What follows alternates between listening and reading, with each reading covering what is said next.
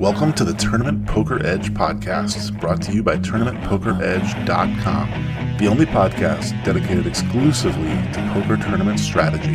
Now here's your host, Clayton Fletcher.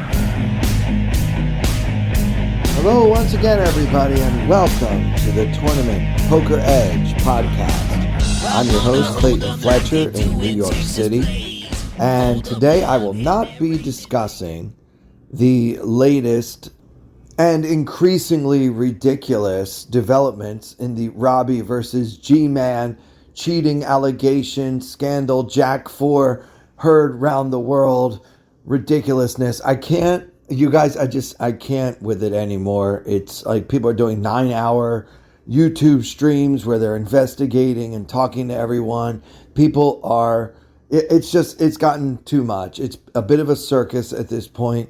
It reminds me of the O.J. Simpson trial or similar, maybe the Johnny Depp trial if you're too young to remember O.J. back in the 90s. But look, we have other things to discuss. I've been playing quite a bit on America's Card Room, and I have a few hands from a PKO that I did pretty well in the other night. We also have some news about something they're doing at one of my favorite places to play, the Wynn Hotel and Casino in fabulous Las Vegas. They have updated the satellite format there in a way that I think could actually change the satellite world forever and possibly result in yet another book for our friend Dara O'Kearney. Anyway, what they're doing now is called a Milestone satellite. So as it turns out, there are now two ways to win a seat in a satellite at the Wynn. And they're starting this right now with their fall classic series or whatever they call it, the thing they do in October at the Wynn. So you buy in for your satellite and it's roughly 1 in 10 end up getting a seat, where normally the only way to get a seat is to be one of the final X number of people, the final 10% of the field, and all those people would collect a seat. Well, in the Milestone format, you can still get your seat that way, but you can also get a seat by taking your 20,000 chip starting stack and at any time turning it into 150,000 chips or more. So if you reach that milestone, get it? That is how you can get a seat. Now, what this is going to do is it will dramatically change the way satellites are played. Gone are the days when all you have to do is just sit around and wait for everyone around you to bust so that you can eke into the money with just one chip and one chair. Instead, if players around you are trying to reach that milestone and many of them are having success, then those are seats that are not going to be available at the end of that tournament. So depending on how many people actually reach the milestone, there may very well be very few seats remaining for the typical survivors. Yeah, trying to play a satellite at the Wynn in a survivor mentality may not be the way to go anymore. A lot's going to depend on how everybody else is playing. So the strategy won't be as cut and dry as the typical satellite strategy has always been.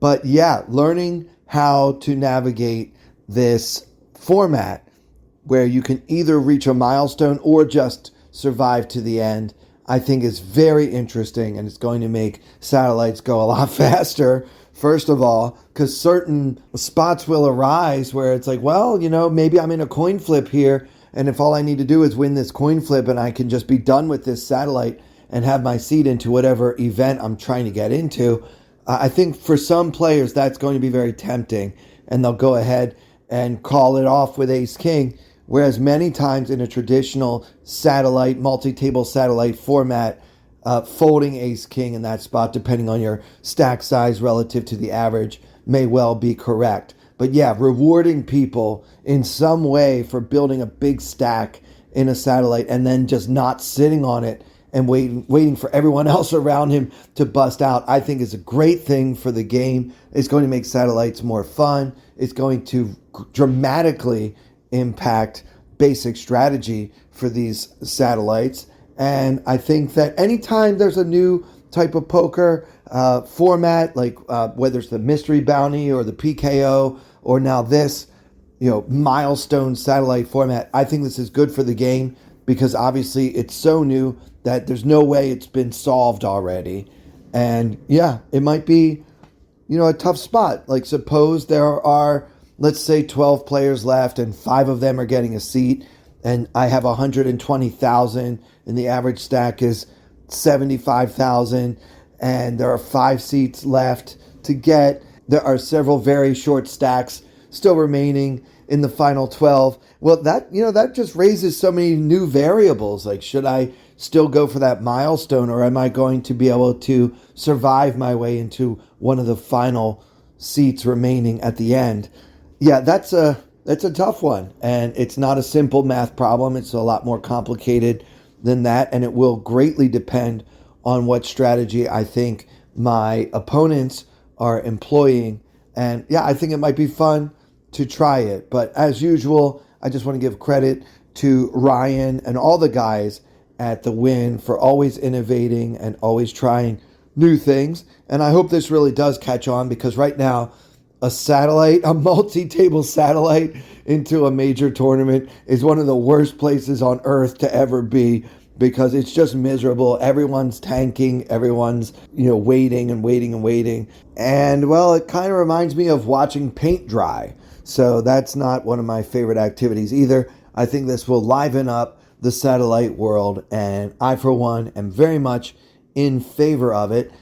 I actually may be trying one of these myself as I am planning a trip to Vegas in December. I cannot miss this $15 million guaranteed tournament that they're doing as part of the World Poker Tour's 20th anniversary celebration. This is the largest guaranteed prize pool in history. And yeah, there's no chance I'm going to miss it. I will be there. I hope to finish my 2022 with a very good performance in that historic event. So let's get into some strategy here. I want to talk about this $55 PKO that I played in just this past Tuesday night. I also jumped into the Killing Bird ACR Stormers home game on Tuesday night. That is the $3.30 PKO that our own Derek Tenbush, TPE founder Derek Tenbush, hosts every single Tuesday night. But yeah, this time I did not repeat my winning performance of a few weeks ago, but rather I busted, I think, on the second hand that I played. So yeah, good times, but it's always fun to see everybody and just to have Derek on Twitch commenting on what's going on with the very important $3 home game. So yeah, that was fun. But at the same time, I was doing well in this $55 PKO with a $30,000 guarantee that they barely met by maybe $500 or $600. Before we get into hand number one from that tournament, I want to just thank those of you who have taken the time to subscribe to this podcast, to rate and review it. We now have over 100 5-star reviews on Spotify. Or actually, I don't think they are even reviews. It's just you rate from 1 to 5. And everybody that has done the rating has given us a 5, and we want to thank you for that. It might not seem like a big deal to you, but it's definitely a big deal to us because it really does help anyone who goes into Spotify and searches for poker podcasts is much more likely to find this one the more 5-star ratings we have. So that does mean a lot, and we want to thank you. And of course, those of you who have rated us on other platforms such as Apple Podcasts, we really do appreciate you guys taking the time to do that.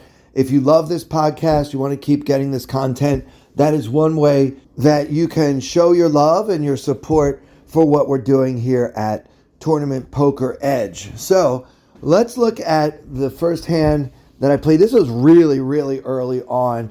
In this tournament, you start with 100,000 in tournament units, and the blinds in level 1 are 5 100 and 1,000 with a 150 ante per player.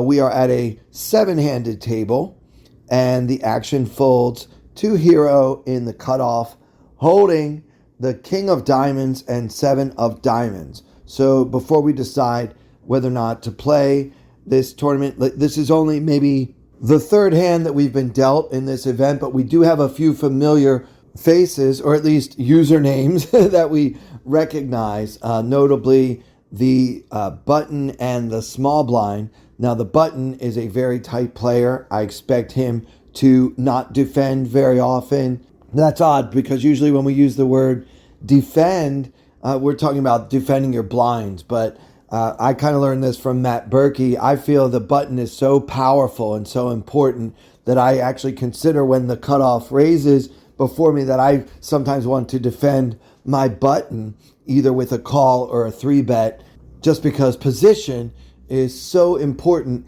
in no limit. But yeah, this player that we're describing here is unlikely to do that. He's very tight and he doesn't seem to loosen up that much on the button either. So I think he's probably playing like 75 tables, so he can really only play the top 5% of hands on all those tables. So that's my guess about him. I have a lot of hands on him, and he's very, very low in all of his VPIP and PFA type of numbers. So the small blind is quite the opposite. He's a loose, aggressive, regular. I assume he's probably a losing player because his numbers are 36, 28 with 12% 3-bet over almost 500 hands. So he is a kind of a wild one, and I know what I'm up against when I enter a pot with him. It's somebody that you just kind of want to hang on, make a pair, and then hang on for dear life. And then our big blind is a reggy reg. His numbers are 21, 18, 3% 3-bet, 1.2 PFA. So nothing really stands out there. He's just kind of, probably just a typical ACR $50 player.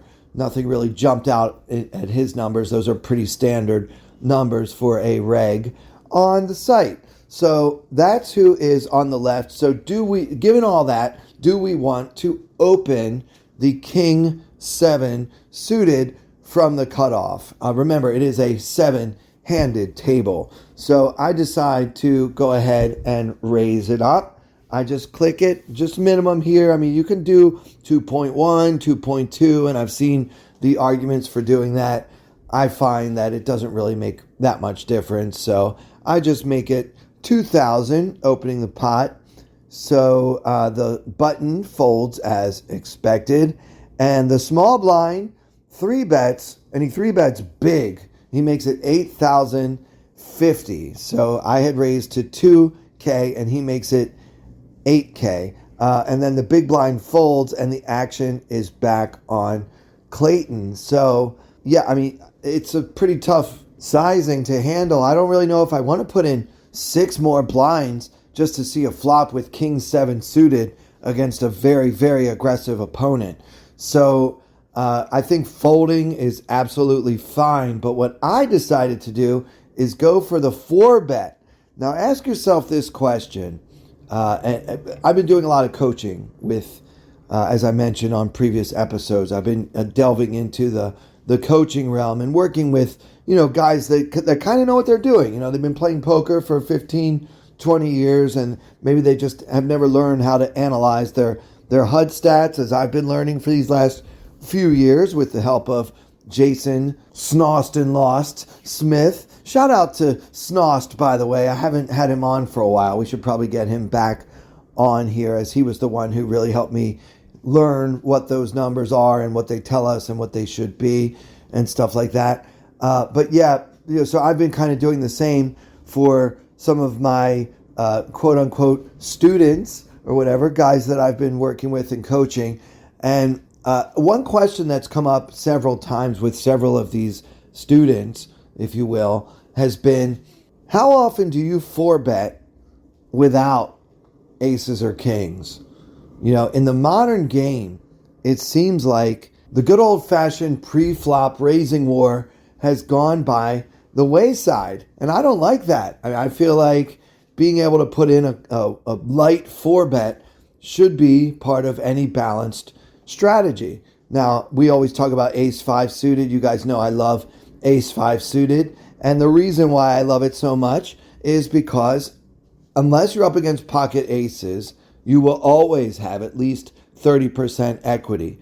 There's only one hand that you're really in bad shape against, terrible shape against, and that's pocket aces, which you block with your ace.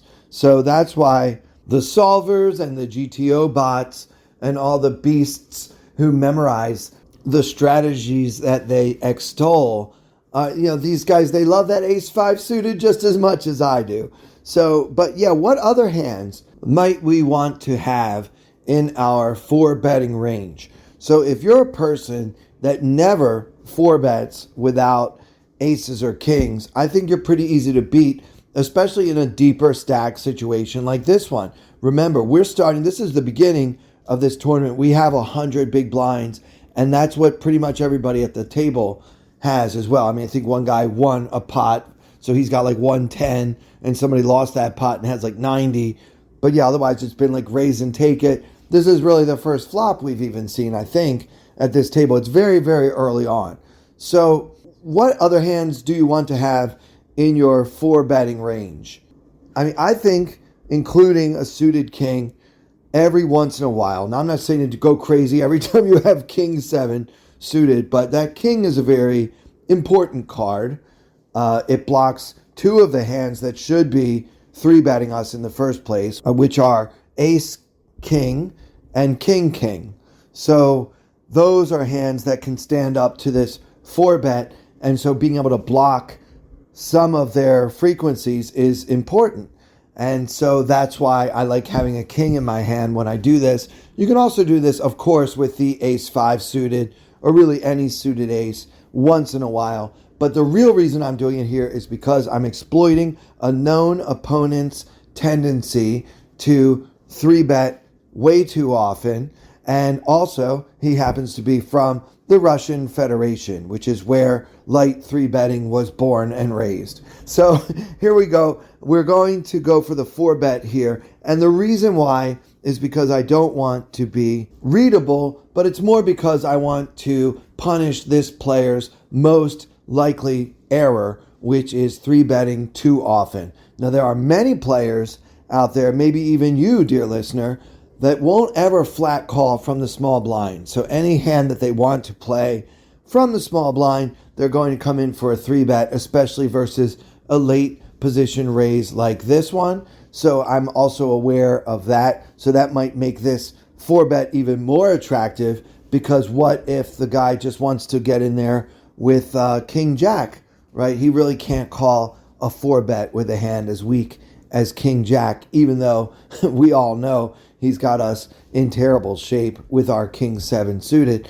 So anyway, those are the reasons why I decide to go for the light 4-bet here. I make it 20,000 and opponent folds. So we have an open and then a pretty big 3-bet followed by a smallish 4-bet, and that gets the job done. Another reason I like making a play like this very early in a tournament is it helps me control the loose aggressive player to my left. Psychologically, he may think twice, maybe next time, before he just automatically 3-bets me when I open from the cutoff, and that might make my time at this table that much easier. It's not that I'm trying to change who he is, but I am trying to make him think twice before he puts in 8 blinds pre-flop versus me, because really, he's in a terrible spot here. Even if he has a fairly decent hand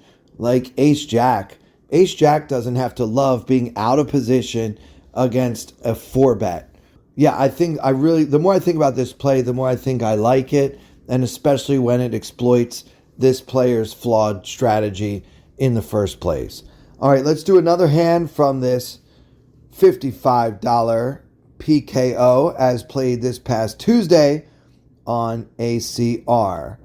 Okay, I want to fast forward several hours in the tournament. Now we are nearing the end of late registration, and things have gone swimmingly for CF. I am at 600,000 chips when the average is only 240. We're in fourth place with about 120 players left. The blinds are now 3,500, 7,000 with a 1,000 ante. We're under the gun with pocket sevens at a 7-handed table. Now, because we have busted several opponents, our bounty has ballooned to $48. The most bounties still in the tournament are around $15. So, we're going to have to talk about bounties a little bit in this hand, where we are under the gun with pocket sevens. There are several players around the table with about 100,000 in chips, and that would be around 15 big blinds. We have 600,000, and no one else at this table has over 300,000. So I think we're going to play the sevens here, obviously, especially given that it's only a 7-handed table, so it's not like an under-the-gun situation, even though we are under the gun. So we open to the minimum, like usual, 14,000. The player on our immediate left with 105,000 shoves.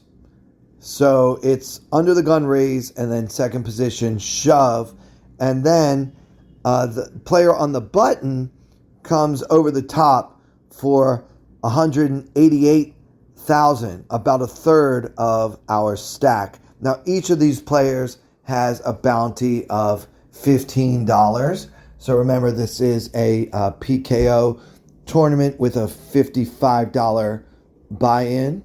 So what do you want to do with your sevens, guys? I mean, I opened under the gun, which is pretty strong. I got shoved on and then re-shoved on. Let's talk about this. A lot of factors to consider here. Number one, it's almost a third of our stack that we would have to risk to make the call versus the second shove. So we got to talk about these opponents. Unfortunately, guys, I don't have a lot of information on these opponents. This is a different table than the one we discussed before. I haven't been at this table for that long, and I only have notes on one of my opponents from previous tournaments. Everybody else, I've only seen 8 hands. So that's not enough to really glean anything meaningful. Certainly nothing that would influence my decision one way or the other. Now, if this exact scenario came up in a typical tournament that's not a bounty tournament or not a PKO, I think you can pretty comfortably fold your sevens, because if the first guy doesn't have you beat, and remember how strong he is, shoving over the top of an under-the-gun raise with all those players still yet to act behind him. And then you've also got someone who saw the first 2 players go, enter the pot. Now he's going all in over the top. Like, I think in a typical tournament, you should probably fold the sevens unless you really have a read on your opponents being exceptionally loose and taking way too many risks. But does the fact that there is now $30 in real money bounties available to collect make it worth risking 1/3 of my stack for the hope that they could both have like an ace-king type of hand, which would obviously be perfect because they have each other's outs, and the sevens would be a huge favorite if they both have ace-king. But I think that's probably, we can all agree, the best case scenario. What is the chance that I'm up against pocket sixes, pocket fives, smaller pairs than sevens? I don't think that's going to be a big part of either one of these players' ranges, but I can't really rule it out completely. But I would discount it a lot, especially for the second shove. That guy's probably never going to be shoving with fives unless he's just really trying to gamble and go for the bounty there. But it's not like the first shover had some huge bounty. He just has a minimum bounty. So one kind of shorthand, lazy way of doing this is to just pretend that there are extra chips in the middle that are equivalent to the amount of the bounty.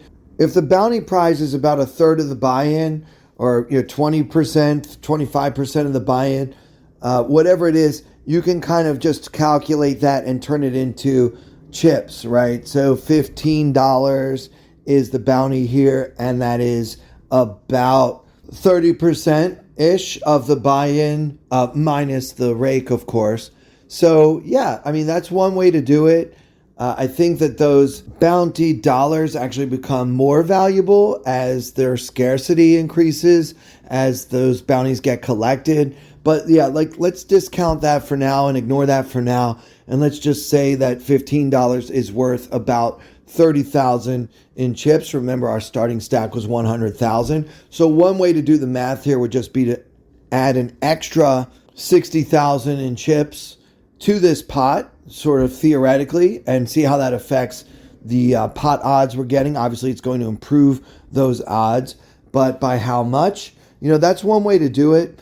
I think that in this situation, it's very close between calling or folding. And when I'm in a PKO and I have a tough spot where I can't figure out whether to give action or fold, especially if I'm still going to be in an above average stack, even if I happen to lose the pot, so much of the prize pool is tied up in these bounties, guys. You got to try to collect them when you can. So I did make the call, and incredibly, I was up against King of Hearts, 8 of Hearts from the second position player. I don't know if he misclicked or what. And the button had Ace of Clubs, 10 of Diamonds. So the 7s were actually good.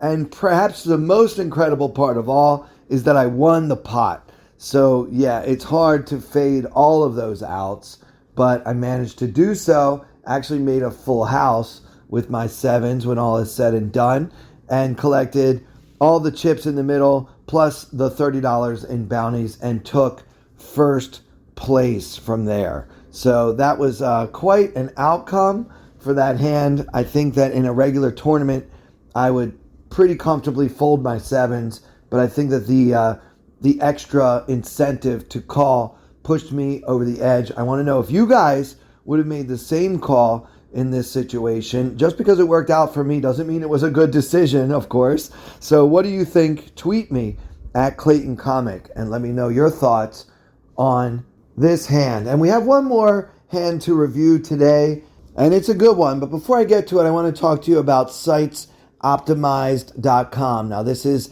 the website I've been telling you guys about. It's my friend Danny that I met in the Lucky Sevens tournament this past summer in the World Series of Poker. Great guy, really fun.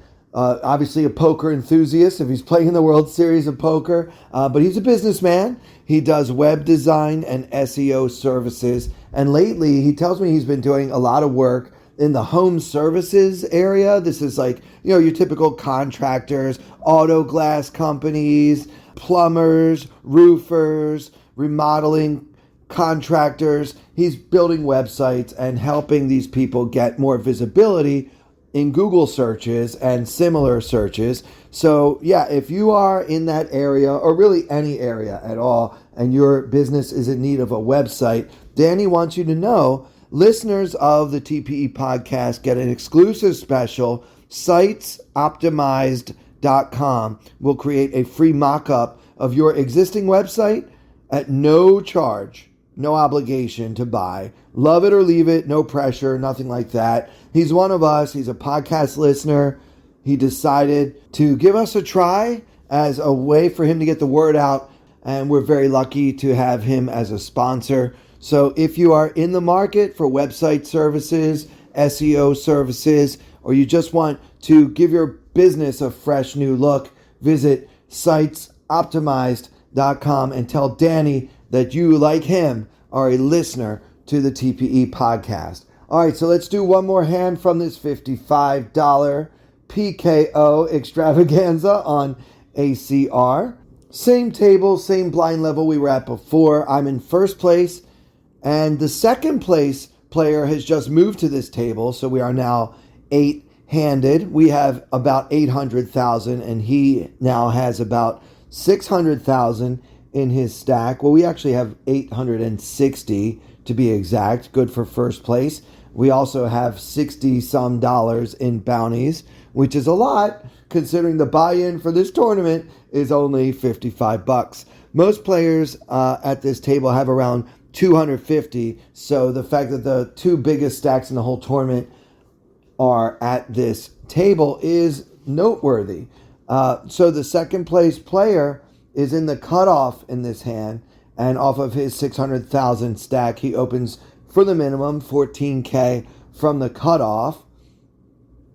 By the way, his bounty is worth $28, and the small blind, who only has 122,000, so less than 20 bigs, calls. Now we are in the big blind holding the ace of diamonds, king of spades. So what to do with ace king? Obviously, we can 3-bet, and certainly in any standard type of tournament, I would definitely be in the camp of, 3-bet all day, every day with ace king with this stack size. But in this tournament, the value of having a really big stack and have access to everybody's bounty is so important. And why should I risk that? There are no other players at this table with even 300,000 in their stacks, and I'm sitting here with 800,000. Why do I want to get into a huge pot, potentially a huge pot, versus the only player who can really do me any significant damage? I mean, really substantial damage. He's got 75% of my stack, and if I double him up, he'll be the chip leader all of a sudden, and I will have a below average stack. So I start thinking ahead, and I say, you know what, let's be conservative here. I know I'm out of position. I know ace king plays better all in than it does. I've seen a flop when you usually miss. We get all that. But I decided to just go ahead and call and see a flop. So now with about 50K in the middle and the small blind, the effective stack, with only 108,000 in his stack, the flop comes queen of diamonds, 8 of diamonds, 6 of spades. Queen 8-6 with 2 diamonds. Hero holding the ace king with the ace of diamonds. The small blind checks and the action's on me. Well, it would be odd to lead. I do want to have some leads on this flop, especially when I have pocket sixes or a hand like 8-6 for 2 pair. I want to balance that with my flush draws and possibly a hand like 7-5 for an open-ender.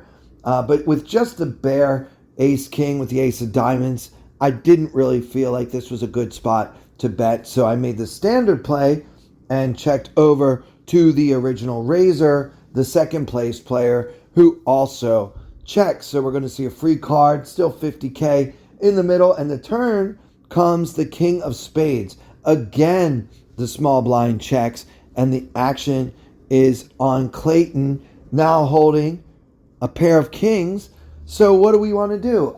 We could certainly bet this card. If you want to bet this card, that doesn't bother me at all. I'm just concerned that I might not be able to get any action. So now, before I was being conservative and slow playing for that reason, because I just didn't want to build a huge pot. But now that we have a pair of kings, I actually want to check it over to the other big stack and hope that he takes a shot at this pot with a hand like ace jack, jack 10. I just need to protect my checking range as well. So often when we check twice, our opponents can just bet after that second check and just always win the pot. So I think sometimes we need to check with the intention of calling to protect that checking range and to make sure that we're not so easy to beat. So yeah, I decided to check again, mixing up my play a little bit here, and let's see what happens. The original raiser decides to bet 16K into the 50K pot, and then the small blind, who again only has 108 in his stack at this point, decides to check raise to 39,000. Okay, that was unexpected, and what a terrible spot for Hero holding the ace king here for top pair, top kicker. Look, I just don't know of too many players who are capable of check raise bluffing for 40% of their stack against two opponents, both of whom have the biggest stacks in the tournament. And some of you guys might drop your jaw at this, but I just folded. I don't know what he's got. I don't know what his range is for check raising like this rather than check shoving. but I have a feeling it's a very, very strong range. And not to mention, we still have the original Razor, who could also easily have us beat with a hand like pocket queens or king queen, something like that. So yeah, for all those reasons, I decided just to get the hell out of there. It got too muddy, and maybe this is a pretty nitty fold by me, but it's the play that I made, and it also helps me preserve my big stack and get into more clearly favorable situations in future hands. Unfortunately for all of us, the original Razor also folded, so we'll never know what anyone had in that hand. That'll do it for this episode. I hope you guys enjoyed it. Always appreciate the love. Hit me up on Twitter, guys, at Clayton Comic. Let me know if you too are planning on heading out to Vegas this December and finishing off this year strong with the $15 million guaranteed WPT championship at the Wynn Hotel and Casino. And for everyone here at Tournament Poker Edge, I'm Clayton Fletcher. Thank you so much for listening.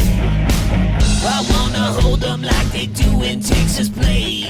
Fold them, let them hit me, raise it, baby, stay with me. Log in intuition, play the cards with babes to start. And after she's been hooked, I'll play the one that's on her heart. Oh, whoa, whoa, whoa, whoa. I'll get her heart, show her what I got. Oh, whoa, whoa, whoa, whoa. I'll get her heart, show her what I got.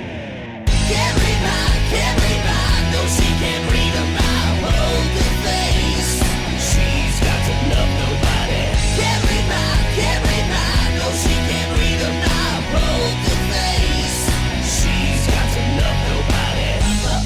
Poker face, poker face. Poker face, poker face. I wanna roll with her, a hard pair we will be. While little gambling is fun when you're with me. Russian roulette is not the same without a gun. And baby, when it's love, it's not rough, it isn't fun. Oh, whoa, whoa, whoa, whoa. I'll get her heart, show her what I got. Oh, whoa, whoa, whoa, whoa. I'll get her heart, show her what I got. Can't read mine, no she can't read a mile. Poker face, she's got to love nobody.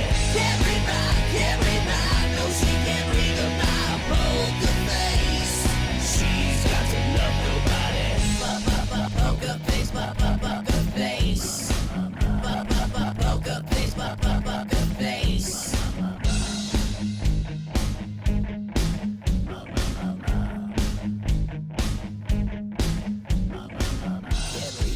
Can't read mine, no she can't read a mile. Poker face, she's got to love nobody. Can't read mine,